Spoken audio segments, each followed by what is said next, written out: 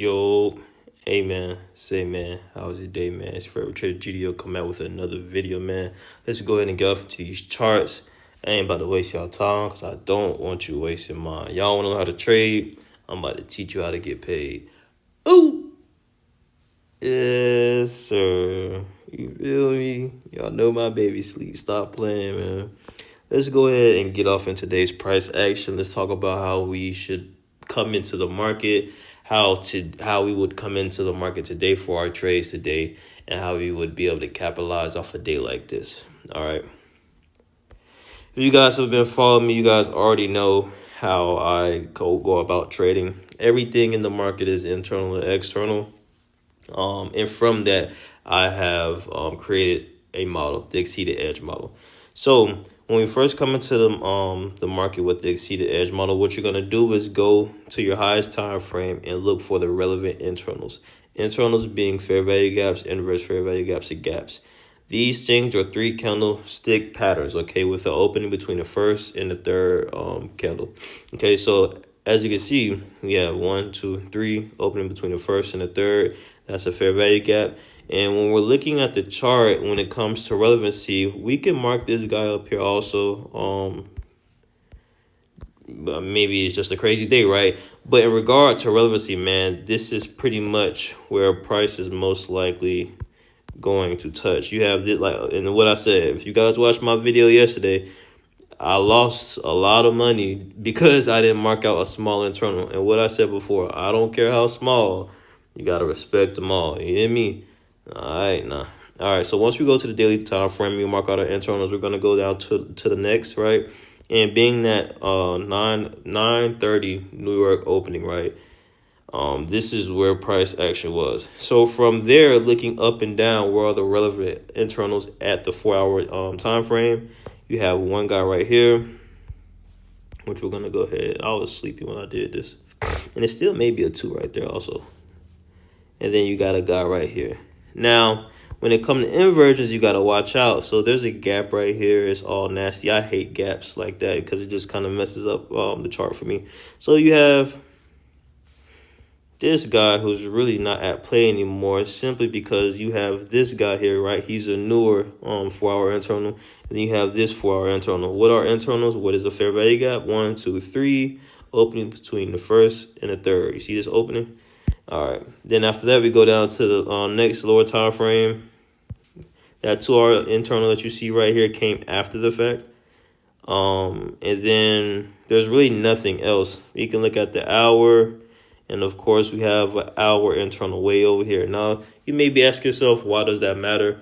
Why should I be looking to the left? Well, everything up under the sun just is repeated. Nothing is new up under the sun. Same thing for the markets, right? Same thing for the charts.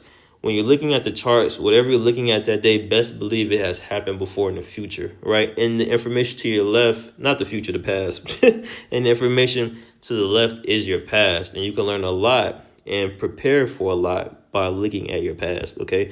Because if you look at it, we're going to get into it, right? So we marked out our internals. We marked out all our internals that are relevant. Then we come to the 2-minute. So the 2-minute today was looking a little wonky. Let me look at the 5. I didn't even look at the 5 today. The 5 was actually much better. Much better. Way better. The 5 was way better. So let's start with the 5. Okay. So 9:30, we're still in a buy leg, right? Breaking that. What? 9:30, we're still in the buy leg, breaking that high to the left, okay? Once we break that high, we know the exceeded edge model states break after 9:30. Ask yourself, where is the highest time frame, the nearest high time frame internal? If it's far, you catch price action 2. If it's close, you allow price to interact with that internal and then come out of it, right? So being that this was the higher high, okay, and this guy was the lower high, we broke him at 9:25, right? But we didn't get solidified until 9:35, meaning this cannot be marked as the new higher high until we get this guy. Once we mark this out as a new higher high, we're solidified by the 9:35 candle. We had the 9:50 the 945 and the 950 tried to break to the upside again, but what did it do? It came in contact with this hour internal that we were just talking about not too long ago. And again, I know you're asking, why do we have to look at things all the way to the left? But that's why, because price is only reacting off of two things in the market. There's only two objectives in the market. Each time frame has two objectives: internal and external. Once one is satisfied, it's on to the next. Okay, so when coming in contact with this hour internal, you see what it did, right? Break after 930, which it really just was a continuous, like it was just a continuation of the first break. Come in contact with the first high time frame internal.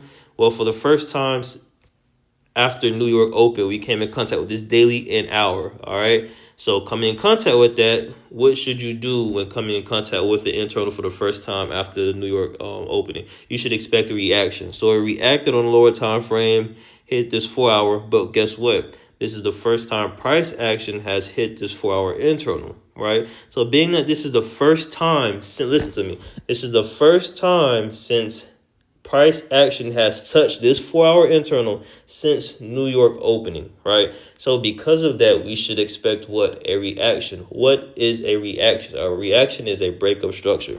Now, you have this lower high, you have this higher high. Okay, we wicked it and then we broke structure to the downside. But as we broke structure to the downside, we did what? We came in contact with this 4 hour internal. Now, we broke again to the downside, right? So what did that set us up for?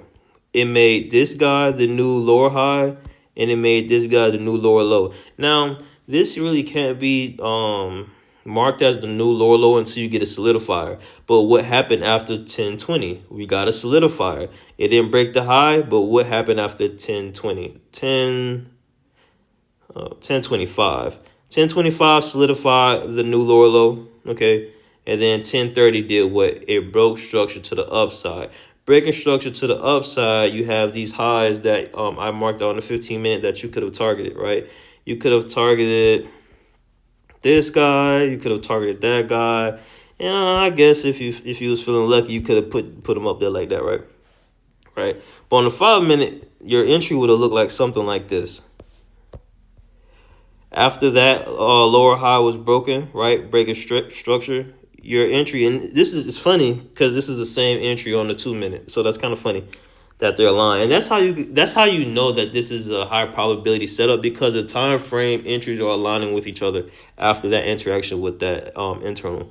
So if you would have entered in right here at the 1030 candle, you would have been able to catch you about 71 points to the first high, the first target.